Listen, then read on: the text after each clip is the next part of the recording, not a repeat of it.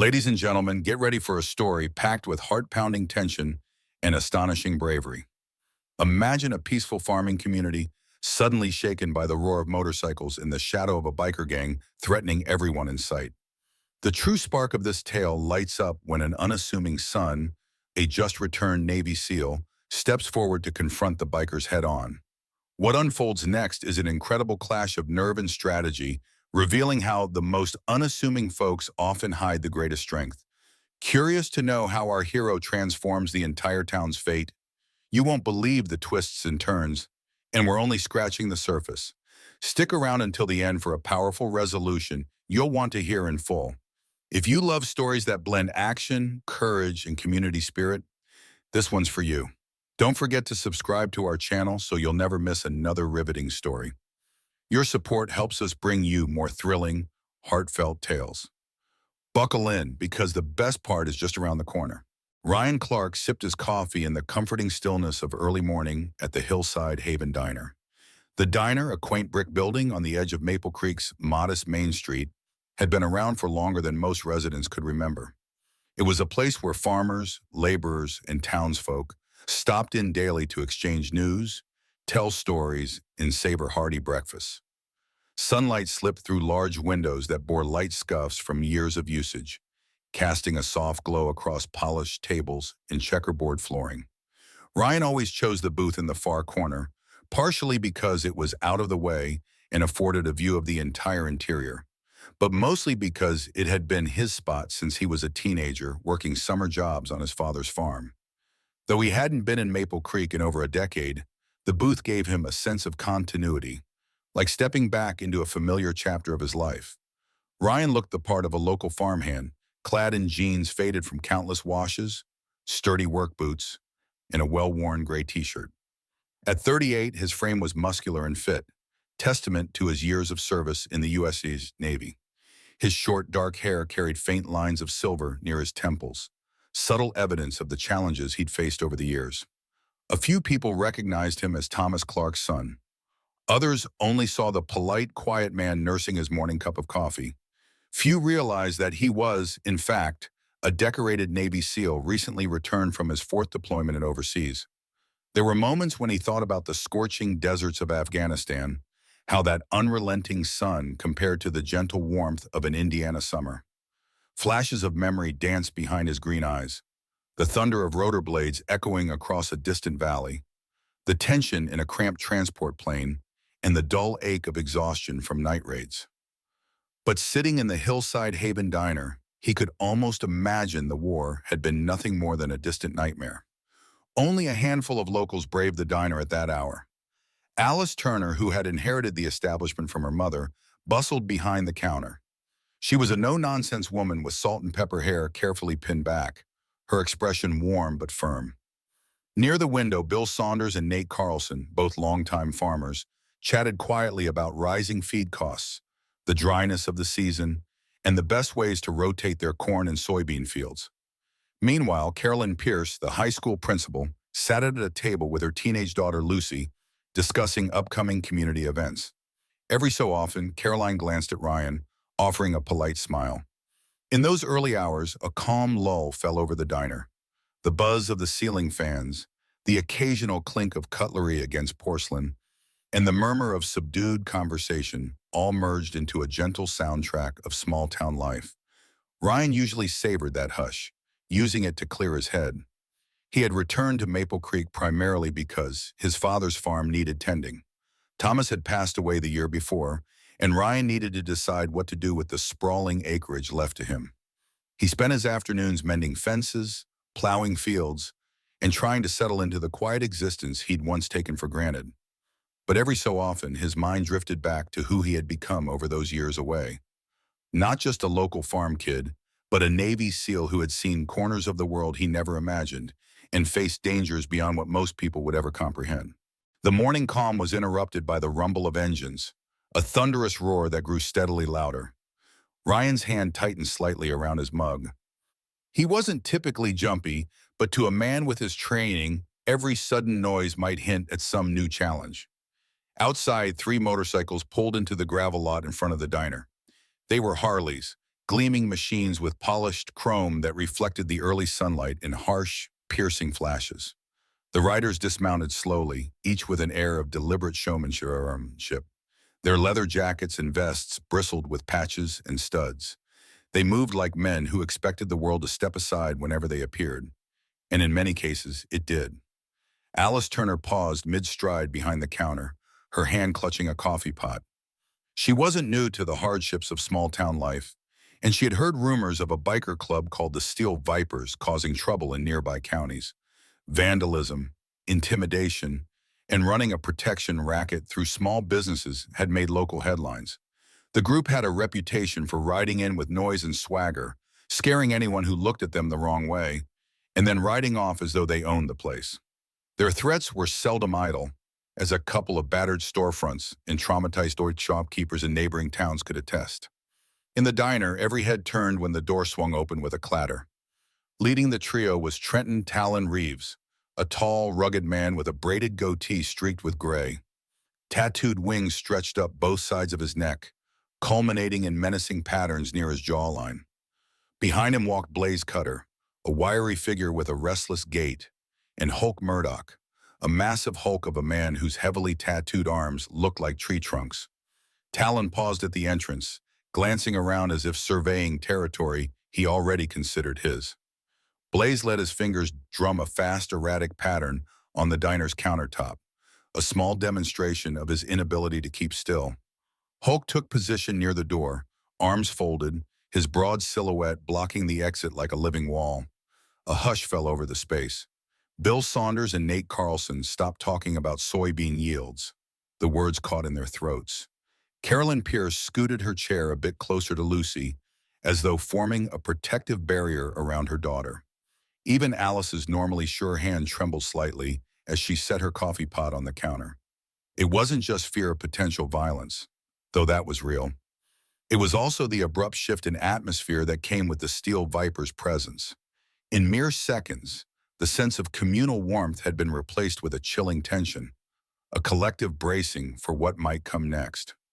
Ryan Clark allowed his gaze to linger on the newcomers, unconsciously noting their posture, their positions, and the possible presence of concealed weapons. He had no intention of seeking confrontation, but old instincts from the teams flared up. This was the sort of situation he had been trained to assess quickly. Multiple adversaries, potential hostages, available exits, and possible improvised weapons should it come to that. While these men were obviously used to dominating every space they entered, Ryan recognized that intimidation was often their first and primary weapon. The Steel Vipers moved further inside, boots echoing across the floor. Their presence seemed to swallow the air, leaving a vacuum of silence and anticipation. Carolyn Pierce looked over at Ryan, not with a direct plea, but with the silent expression of someone aware that he might be the only hope if matters escalated. Ryan gave a minuscule nod, barely enough to be seen, but a gesture that promised he was already on alert.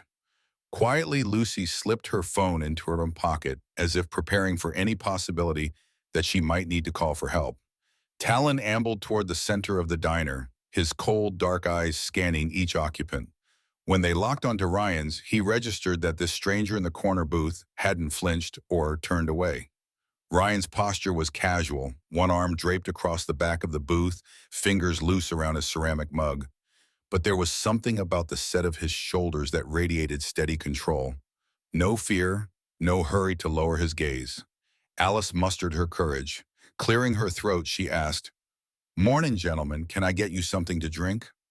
For a moment, Talon said nothing, merely exchanged a glance with Blaze, who grinned like a hyena about to corner prey.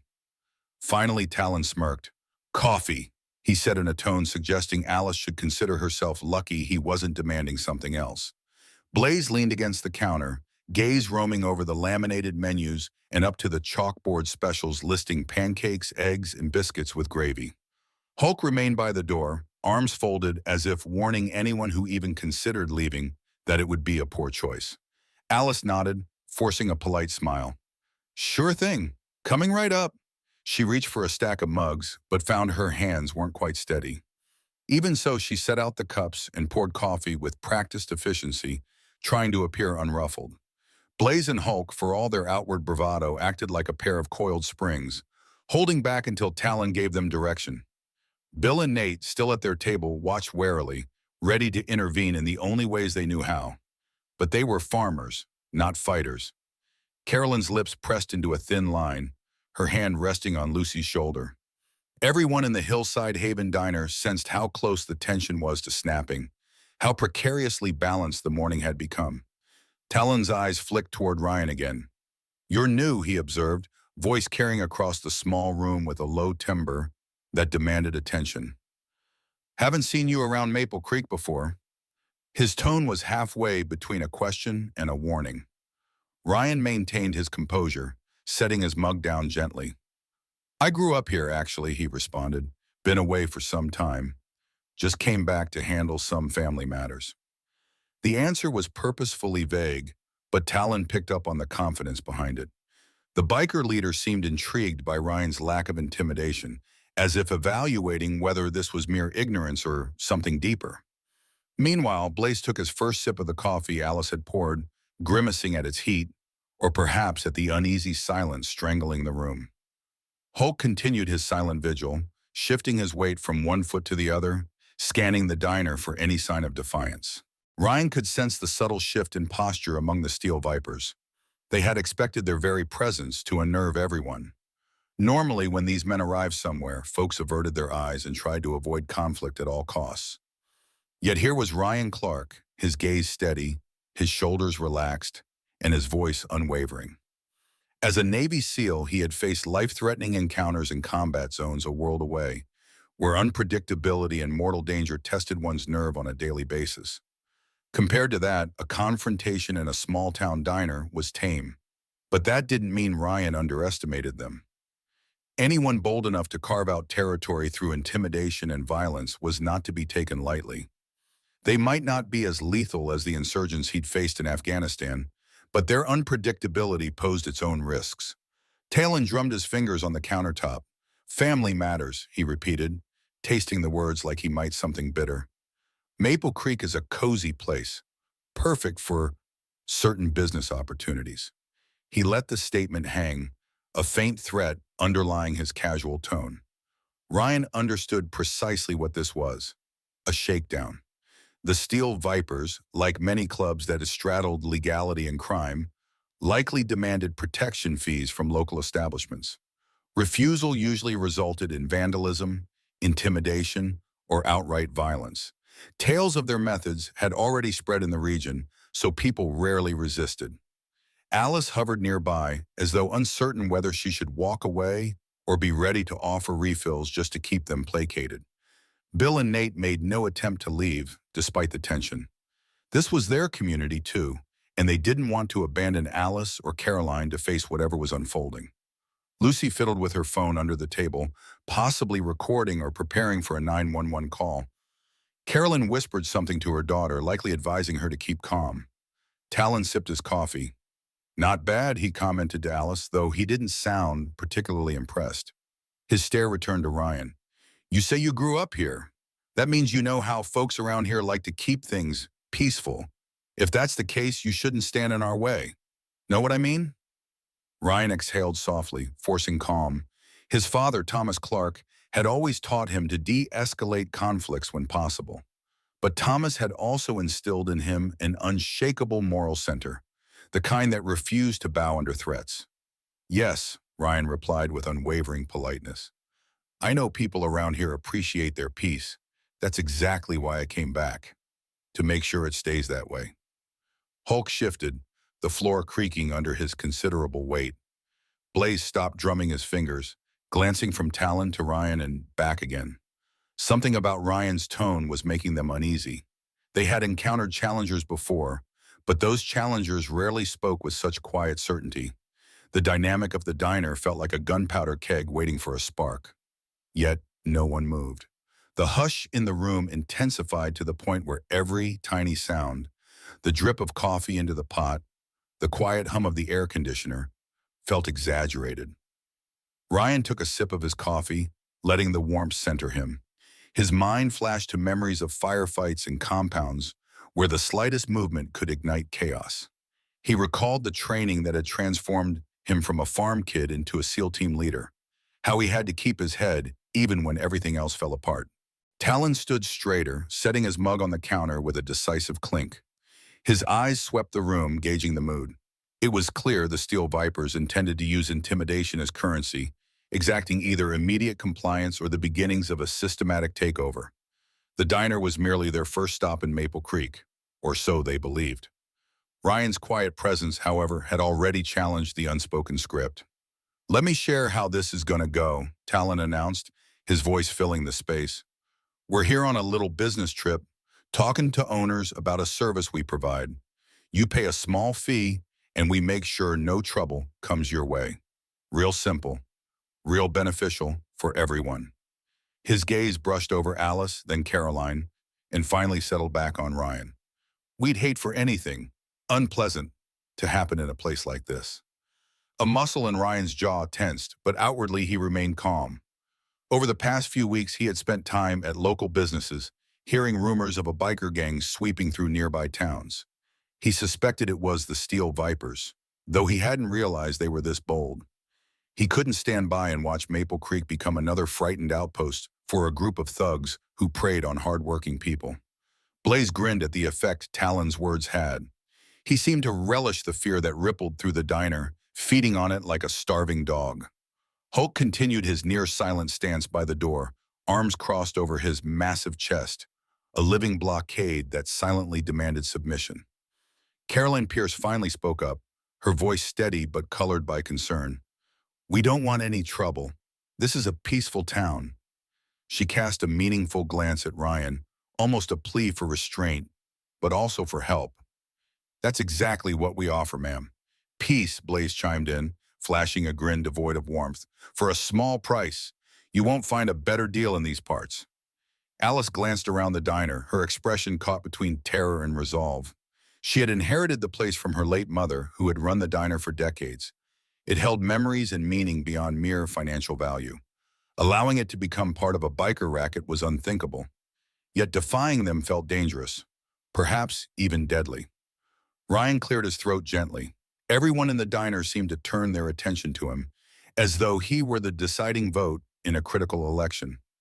"Peace has a cost, I agree," he said carefully. "But so does freedom. I've seen places where decent people have to pay for their right to live without fear. And let me tell you, it's never worth it in the long run." Blaze's grin faltered slightly. Talon narrowed his eyes. "Is that so?" he asked, voice low and dangerous. Ryan nodded. "Most bullies rely on fear, but fear only works until someone stands up. Once that happens, everything changes." He spoke from experience, recalling missions in remote villages where a single courageous resident turning against the local warlord changed the entire dynamic of a region. His heart pounded as he recognized the same principle at play here. The Steel Vipers had come expecting another easy target. They hadn't calculated that someone like Ryan Clark might be sitting in the corner, ready to push back. Caroline discreetly placed her hand over Lucy's to keep her daughter calm. Meanwhile, Bill Saunders inhaled sharply at Ryan's words, the statement somehow lighting a spark of quiet hope in the diner. Nate Carlson gave a subtle nod of agreement, as though mentally backing up Ryan's stance. But it was one thing to agree silently. It was another to openly challenge a trio of bikers with a reputation for violence. Talon took a step closer to Ryan, bridging the space between the diner's center aisle and the corner booth. Though Talon wasn't as tall as Hulk, he carried himself with a confidence that came from years of instilling fear in others. His braided goatee swayed as he leaned forward, and his eyes bored into Ryan's. "Let me guess," Talon said, voice dripping sarcasm. "You're some kind of tough guy who thinks he can stand up for all these nice, small-town folks. Is that it?" Ryan gazed up at him. "I'm just a local who doesn't appreciate bullies," he replied evenly. A beat of silence followed, a tense moment where it felt like everyone was collectively holding their breath.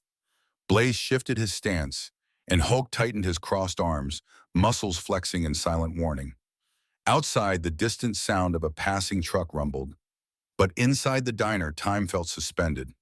"You must not know who we are," Hulk finally spoke, his voice a rumbling bass. "We're the Steel Vipers. We don't back down from nobodies. His statement was both a threat and a claim to a carefully built reputation. Ryan considered his next words carefully. If he escalated too quickly, innocent people could be at risk. If he backed down, the Steel Vipers would claim an easy victory, and Maple Creek would be the next in a series of dominated small towns. Maybe, he replied softly, you don't know who you're talking to either. Blaze let out a short, barking laugh. Oh, is that right? Let's hear it then, hero. Who are we talking to? He punctuated the taunt by setting his mug on the countertop with a loud clack. Ryan let the tension build for a moment, mindful of every angle, every possible action. Then with a measured tone, he said, Ryan Clark, recently retired Navy SEAL, and yes, I believe in protecting those who can't protect themselves. His voice was calm, almost factual, as though he were simply listing credentials rather than bragging. The reaction was immediate. Bill Saunders nearly spilled his coffee. Nate Carlson's eyes went wide. Carolyn Pierce pressed a hand to her mouth. Lucy blinked in surprise, her phone now partially raised, as if itching to capture the confrontation on video. Talon's confident sneer flickered, replaced briefly by caution. A SEAL, huh? His voice was uncertain, as if Ryan had just introduced a complication the Steel Vipers hadn't expected. Ryan didn't elaborate on his 4 deployments or the commendations he'd earned. He didn't talk about how, under his command, his SEAL platoon had weathered ambushes in raids in some of the most hostile corners of the world. In the past, he had been taught that letting an adversary underestimate you could be an advantage. But here, secrecy wasn't going to help. Talon took a step back, recalculating. The name Navy SEAL carried weight, conjuring images of elite warriors who thrived where others failed. Meanwhile, Blaze's bravado faltered, and Hulk looked uncertain, shifting his weight from foot to foot. The entire diner felt the shift in power, as if the floor had subtly tilted in Ryan's favor. Still, the Steel Vipers prided themselves on never backing down, and pride is a potent force, even more potent than fear at times. In the stillness that followed, Ryan allowed the moment to sink in. He could almost see the gears turning in Talon's head, balancing the risk of tangling with a SEAL against losing face in front of the entire community. Moreover, Ryan recognized something else. Bullies often rely on calculated appearances. If the Steel Vipers walked out now, it might send a message to the entire region that they were not invincible. But if they stayed, they might find themselves testing the limits of a man who had seen real combat, real life and death stakes. Carolyn's eyes darted from Ryan to Talon, reading the unspoken tension. Lucy leaned forward, her teenage curiosity mixed with a dose of real concern. Bill Saunders and Nate Carlson exchanged a knowing glance. Maybe they had stumbled upon their best chance to rid Maple Creek of this menace. Alice Turner stood near the coffee maker, her posture stiff, ready to intervene if necessary, even though she knew there was little she could do against 3 armed bikers. Still, she trusted Ryan's calm. It was the same steady presence she had seen in him as a boy, amplified now by years of service. You think your fancy military background makes you untouchable? Blaze asked with a sneer, though the tremor in his voice betrayed his uncertainty. We've seen tough guys before. They bleed the same as the rest. Ryan slid his hand to the side of his coffee cup, turning it gently as if gauging its weight. The gesture was subtle, but every occupant in the diner picked up on it. I'm not untouchable, he said evenly, and I'm not here to threaten you. But if you're going to bring violence to this town, you'll have to go through me first. The statement was delivered without bravado. It was a simple fact. Talon's expression hardened. He glanced around at the fearful but resolute faces. This was the moment where bullies often doubled down or realized the stakes were too high. Outside, a breeze rustled the overhead sign of the diner, and a couple of pedestrians peered through the windows, sensing that something tense was unfolding within. Hulk broke the silence. You want us to believe one man is going to keep us out of Maple Creek? He asked, trying to steady his voice with bravado. He looked at Ryan like he was assessing an opponent in a boxing ring. One man who knows exactly how to handle your kind of tactics, Ryan answered. He remembered the missions in Kandahar, the nights spent in hostile terrain, the intelligence briefings on local insurgent leaders who used fear to control villages.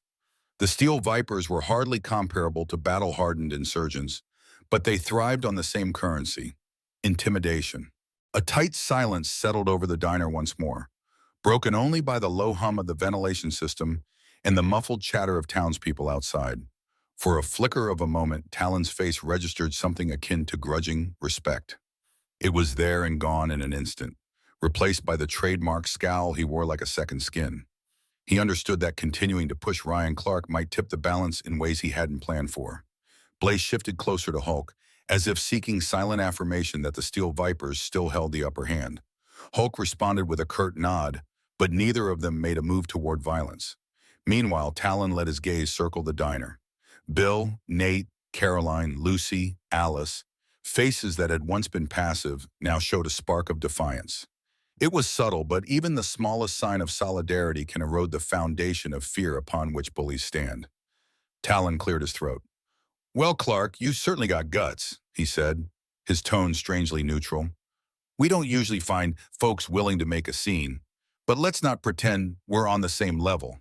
See, we have the numbers. We have resources. You can't watch every building, every person, every moment of the day." Ryan nodded, acknowledging the truth in Talon's words. "No, I can't, but you'd be surprised how quickly a community can rally once they realize they aren't alone. You roll into a quiet town thinking no one will fight back. But once someone stands up, it shifts the dynamic." Blaze glanced at Talon, brows furrowed. Uncertainty flickered across his face. Hulk's posture loosened just a fraction, the tension in his crossed arms diminishing slightly. Outside, a handful of curious onlookers were gathering by the diner's front window, perhaps drawn by the presence of the three polished bikes. Maple Creek was not used to such overt challenges, and word spread fast. Carolyn finally found the courage to speak again. "My daughter goes to school here, as do dozens of others. We won't be intimidated into paying for protection we never asked for. We're not naive. We've heard what you've done in other counties. But this is our home, and we have the right to say no." Blaze opened his mouth for a biting retort, but Talon silenced him with a raised hand. He regarded Caroline coolly before turning back to Ryan. Fine words from a man who just walked back into town after years away. "Are you ready to assume responsibility if all hell breaks loose? Because my friends and I," he jerked a thumb at Blaze and Hulk, "we don't take kindly to disrespect." A flicker of old training stirred within Ryan, the protocol for diffusing a standoff, the mindset of measured calm under pressure. It reminded him of negotiations with village elders in mountainous terrain, where the slightest misstep could turn a conversation into a firefight. He kept his breathing steady and his voice level. "I understand the consequences, Talon, but do you? Because if anything happens to these people, you'd better believe I'll make sure your next move is behind bars. The law might seem slow, but with the right evidence and a few phone calls to certain federal contacts, it will catch up to you." An uneasy chuckle passed through Blaze's lips. "You really think the feds care about a few biker squabbles in small-town Indiana?" He attempted to shrug off Ryan's threat, though everyone could see the forced nature of his dismissal. The Steel Vipers may have avoided major legal entanglements so far, but the risk of serious federal attention was an unpleasant prospect. Talon sized up Ryan, trying to decide if he was bluffing.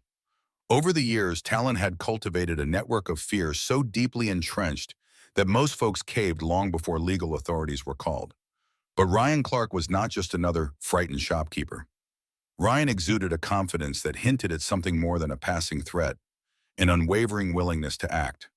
"Careful, buddy," Hulk rumbled, his voice low. "You talk a big game, but all it takes is one slip. You can't be everywhere at once." Ryan nodded in agreement. "True, but I don't need to be. People here have phones, cameras, and enough sense to follow through once they realize they have support. You can't scare a whole town if it stands united, especially when word gets out that the so-called Steel Vipers walked into a diner and got schooled by a local who wouldn't back down." That statement burned. Talon's expression twitched with a flash of anger, and Blaze's sneer morphed into something uglier. Yet the biggest surprise was the near-silent diner crowd. A few patrons had begun to gather subtle courage, peering at the Steel Vipers with more curiosity than terror. They had watched Ryan calmly face them, seemingly unafraid. This shift in perception could doom the intimidation game altogether. "Is that what this is, a pissing contest?" Blaze asked, stepping forward. He was lean, quick, and possibly more volatile than Talon or Hulk. His eyes flicked around, searching for something to smash or fling, a theatrical gesture to reclaim the upper hand. Ryan stood slowly, unfolding his lean but muscular frame from the corner booth. He moved without haste, showing no intention of striking first. He was trained not just in direct combat, but in the psychology of confrontation. His presence was an assertion. I will not be bullied, and I will not strike out of turn, but if you force my hand, I'm more than capable of handling it. We don't need to make this physical, Blaze, he said softly. That would be your choice. But if you do, you'll regret it. A hush fell again. The steel rattle of cutlery in the kitchen seemed louder than ever, highlighting the brittle fragility of the moment. Lucy's phone was now fully in her hand, aimed under the table as she recorded the standoff. Talon noticed and shot her a nasty glare, but she didn't back down. A spark of teenage rebellion and moral outrage lit in her eyes. She was determined to capture whatever happened next. Talon blew out a sharp breath. We're not here to start a war, he said, in a tone that suggested a desire to maintain control of the situation. He was wrestling between his image as a fearsome leader and the reality that Ryan's challenge might be more trouble than it was worth. Talon forced a smirk. You're a tough guy, Clark, and maybe you do have some fancy training, but let me explain something. The Steel Vipers aren't just passing through on a joyride. We have a network, a whole chain of command that stretches across this state and a few others. You take us down here, and there'll be consequences elsewhere. Ryan kept his expression neutral. I've had my fair share of run-ins with networks claiming they're too big to fail. That's usually their last claim to fame before everything collapses. The remark struck a nerve. Blaze cursed under his breath, clenching his fists at his sides. Hulk glanced at Talon uncertainly, as if waiting for instruction. The tension spiked again, and for a moment, it seemed like violence was imminent. Ryan subtly shifted his weight, ready for any sudden moves. He mentally ran through a quick inventory of potential weapons. The ceramic coffee mug in his hand, the metal napkin dispensers, chairs that could be overturned. But more than that, he had years of close-quarters combat training ingrained in his reflexes. Carolyn sensed the standoff teetering on a dangerous edge. She rose halfway from her seat and addressed Talon directly, carefully choosing her words. Look, nobody wants to provoke a fight here, but you can't expect us to just roll over. If you insist on forcing a protection fee, you'll get nothing but resistance from this community. What's the point? Talon pursed his lips, casting a glance at the other patrons. The wave of defiance growing in the diner was palpable.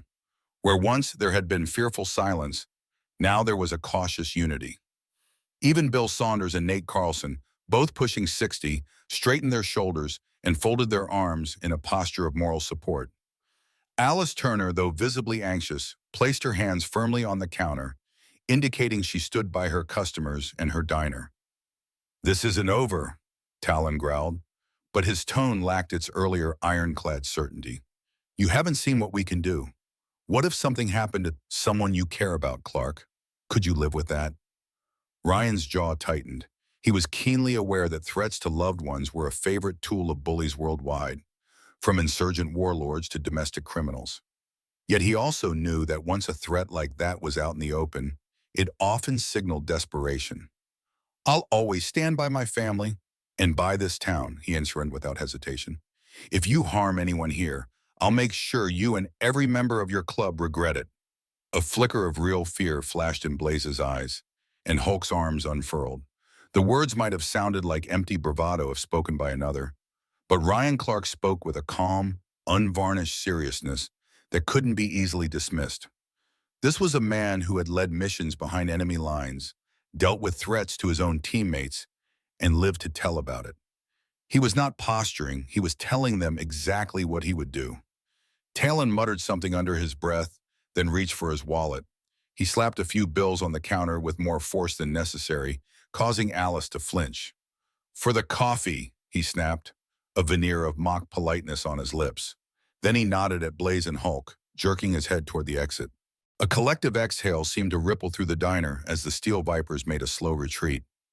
The row of onlookers gathered by the window stepped back, wary of being seen as challengers themselves.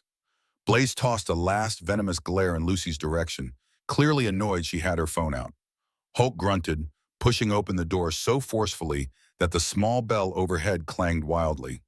Talon paused momentarily at the threshold, turning back to Ryan. "You've made this personal, Clark. And we don't forget," he said, the words carrying the weight of a promise. "Next time, you might not be so lucky." Ryan didn't flinch. "I'll be here. Count on it."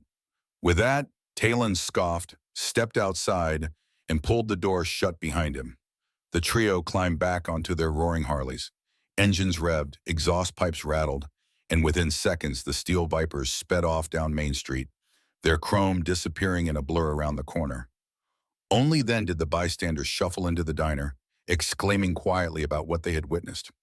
A hush lingered in the aftermath, as though everyone was still processing the enormity of what had just transpired. Carolyn Pierce stood from her seat, gently pulling Lucy up with her. Lucy's hands shook a little, adrenaline still flooding her system. Alice Turner placed one hand on her chest, feeling her racing heartbeat. Bill Saunders let out a shaky breath, and Nate Carlson wiped sweat from his brow with a red handkerchief. "Ryan," Alice began, her voice thick with gratitude, "I don't know what we would have done if you hadn't been here." Her eyes brimmed with relief and a measure of lingering fear. They could have started tearing this place apart. Ryan eased back down into his booth, setting his mug on the table. The coffee had gone cold, and a swirl of half-melted sugar lingered at the bottom. "They might be gone for now," he said, "but they'll be back.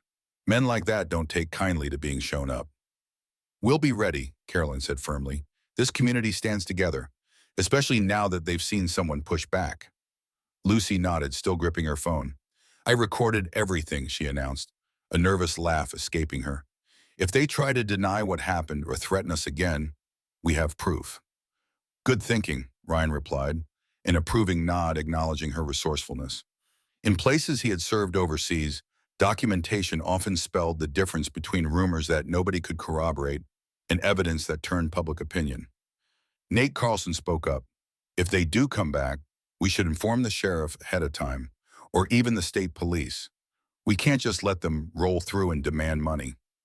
Bill Saunders agreed. "We've spent our entire lives working this land, raising families, paying our dues. We shouldn't have to hand over our hard-earned dollars to a bunch of criminals. We'll see about forming some kind of neighborhood watch or a business association that stands up to them." Ryan listened quietly, pleased at the upsurge of solidarity. Perhaps the greatest enemy of bullies was collective resolve. If Maple Creek could harness this unity, the Steel Vipers would find it far more difficult to maintain their stranglehold of fear. Days passed, and the confrontation in the Hillside Haven Diner became the talk of Maple Creek. Word spread like wildfire. Ryan Clark, a retired Navy SEAL and Thomas Clark's son, had stared down the Steel Vipers without flinching.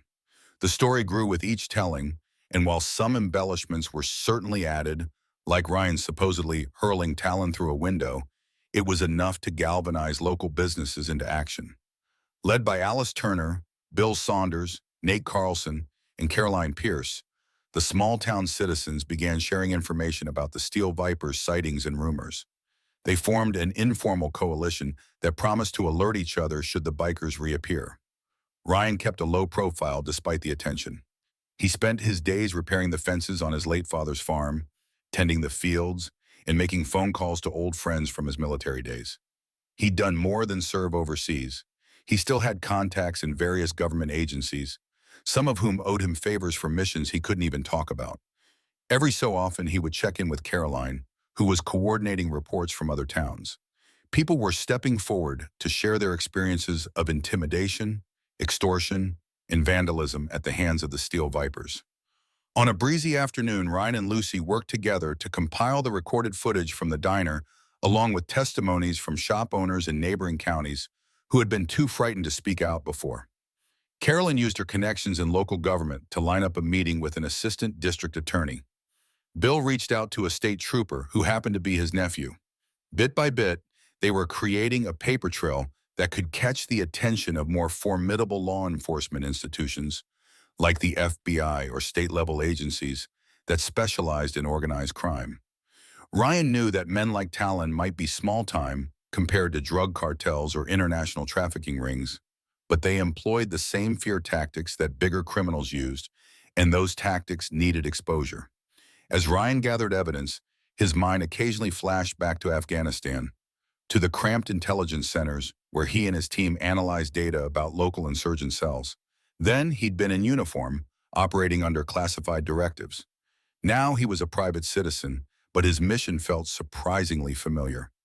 Protect the vulnerable, gather intel, prepare a response, and prevent aggression. The biggest difference was that Maple Creek was his hometown. The farmland he walked on had once belonged to generations of Clarks, and the people he defended were not strangers in a distant land, but neighbors, friends, and local merchants he'd known since childhood. Despite the flurry of activity, a sense of unease settled over the town. The Steel Vipers had left too easily. Their threats echoed in the quiet roads and dimming streetlights. At night, Ryan would hear a faint growl of a motorcycle engine off in the distance, and he'd tense involuntarily, half expecting a group of bikers to roll up his driveway with malicious intent. He had set up a surveillance camera near the front porch of the old farmhouse, an extra precaution. After all, Talon had made it very clear that the battle was personal now. To quell people's fears, Ryan made sure to be visible, stopping by the diner for breakfast, visiting the feed store, chatting with Bill at the gas station. His presence was a silent reassurance that they were not alone, that an ex-SEAL was among them and had every intention of ensuring Maple Creek remained a safe haven, just as it had been when he was growing up. Late one evening, with the sky streaked orange and pink by the setting sun, Ryan found himself standing on the porch of the old Clark farmhouse. Cicadas buzzed in the summer heat, and a gentle breeze swayed the line of trees that bordered his property. It was peaceful, almost deceptively so. He couldn't help but recall nights in the desert, staring at the stars and wondering if he'd make it back to see Indiana again. Now his country fields stretched before him in a comforting panorama, and yet the threat of the Steel Vipers lingered like a dark cloud on the horizon. His phone buzzed, interrupting his thoughts. It was Lucy calling from Caroline's house. "We got another tip," she said, her youthful voice tinged with excitement and worry. "Some guy named Jerry over in the next county says the Steel Vipers have been spotted at a rundown bar outside of Hollow Creek. He claims they're regrouping, talking about making an example out of Maple Creek." Ryan felt his gut tighten. The moment he had anticipated was inching closer. "Thanks for the heads up," he said. "Tell your mom I'll get in touch with Bill and Nate. We'll see if we can get someone to check it out." After hanging up, Ryan placed a few calls of his own. Bill Saunders, always awake late on summer nights to tend to livestock, picked up on the second ring. "Yeah, I heard the same rumor," Bill admitted, a note of resignation in his voice. "If they come, we need to be ready." Despite the gravity of the situation, Ryan felt a small surge of pride. The community no longer talked about rolling over or paying off the bikers. They were talking about preparedness, about standing firm. Next, Ryan rang an old SEAL buddy who'd settled in the state capitol, working as a private security consultant. Though he couldn't deploy an entire strike team, his friend offered insight into ways to document and deter further harassment. Morning came swiftly, bathing Maple Creek in golden light that revealed the idyllic farmland, the white picket fences, and the enduring charm of Main Street. Even with the lingering uncertainty, life had to go on. Stores opened, farmers took to their fields, kids played in the local park. But everyone had one ear perked for the distinct roar of motorcycles. Sure enough, that roar returned before noon. 3 bikes, different riders this time, though one was definitely Hulk Murdoch. Ryan recognized that hulking silhouette, the broad shoulders and shaved head. The other 2 men wore Steel Vipers insignias, but weren't Talon or Blaze. They cut a path down Main Street, passing by the Hillside Haven Diner slowly, as if to announce they were back. The intimidation was more subdued but still apparent, a drive-by to reclaim lost territory. Ryan, who had been chatting with Alice Turner inside the diner, stepped out onto the sidewalk. He made sure the riders saw him, arms folded calmly across his chest, not flinching. Hulk stared in his direction but didn't stop. Instead, the trio rumbled past, circled the block, and disappeared around a bend, leaving a veil of tension in their wake. That afternoon, the rumor mill churned at an even faster pace. Folks whispered about a larger group of steel vipers camped outside town, possibly waiting for nightfall to launch some kind of coordinated intimidation campaign. With evidence now collected, some townspeople pressed Ryan about involving the sheriff's department more directly. Ryan agreed it was time. He and Alice put together a compiled packet of testimonies, videos, and phone recordings they'd gathered, preparing to hand it over to the authorities. That evening, as the sun dipped behind the distant tree line, Maple Creek braced itself. Windows glowed from inside family homes, their occupants quietly alert for the rumble of bikes. At the Hillside Haven Diner, Alice Turner stayed open an extra hour, a subtle act of defiance. Carolyn Pierce and Lucy worked on finalizing digital files for the sheriff, ensuring every statement was clearly labeled.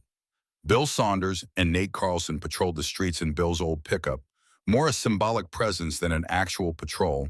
Still, it served as a reminder that the townspeople refused to be caught off guard again. Ryan Clark stood on the diner's porch, reflecting on how drastically his life had shifted in just a few short weeks. In Afghanistan, he had worked alongside elite squads, launching strategic missions to dismantle militant networks.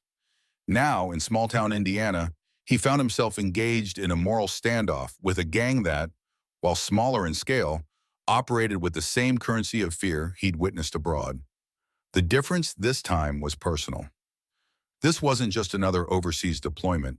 This was his home, the place that shaped him long before the Navy did. By 10 o'clock, the night was still. Stars dotted the sky in radiant clusters. The only sounds were chirping crickets and the occasional hum of an air conditioner.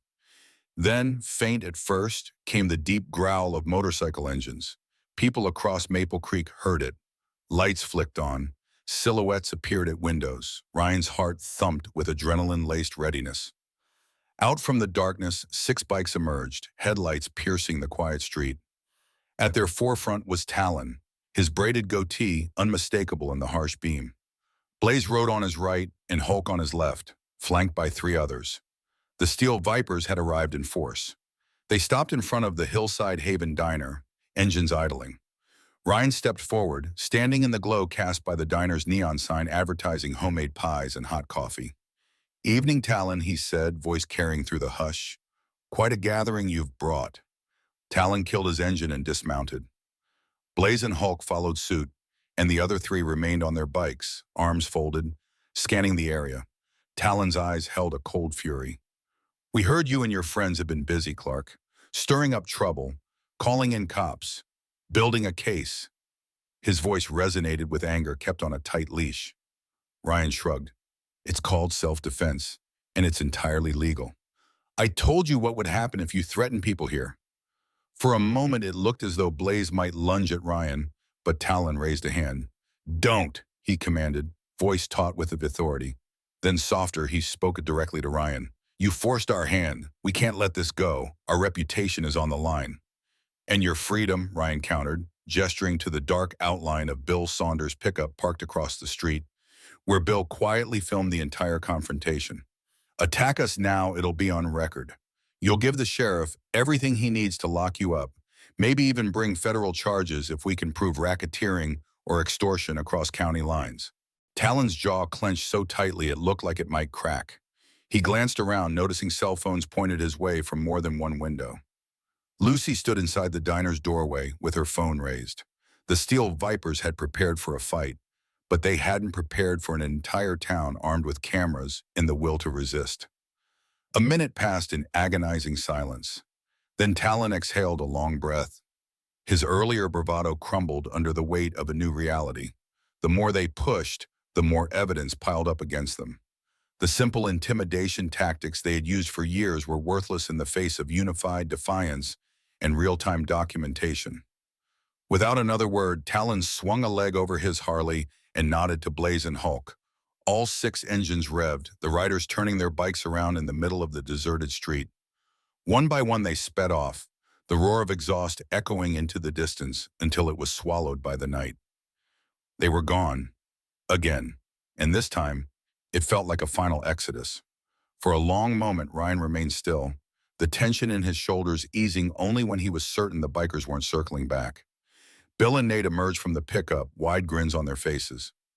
Caroline and Lucy stepped out of the diner, relief written all over them. Alice Turner let out a trembling sigh she'd been holding for what felt like hours.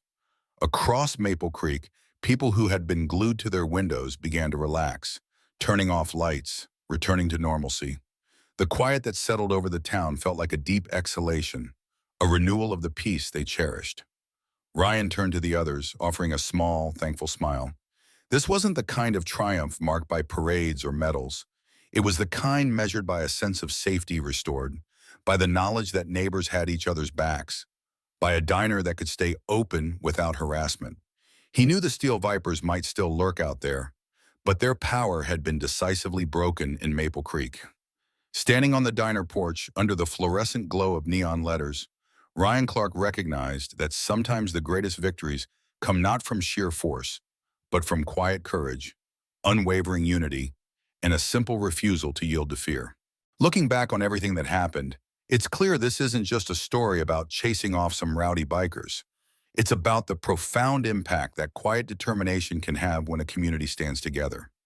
Our Navy SEAL hero didn't win simply because of his elite training. He won because he combined that skill with genuine concern for neighbors and friends.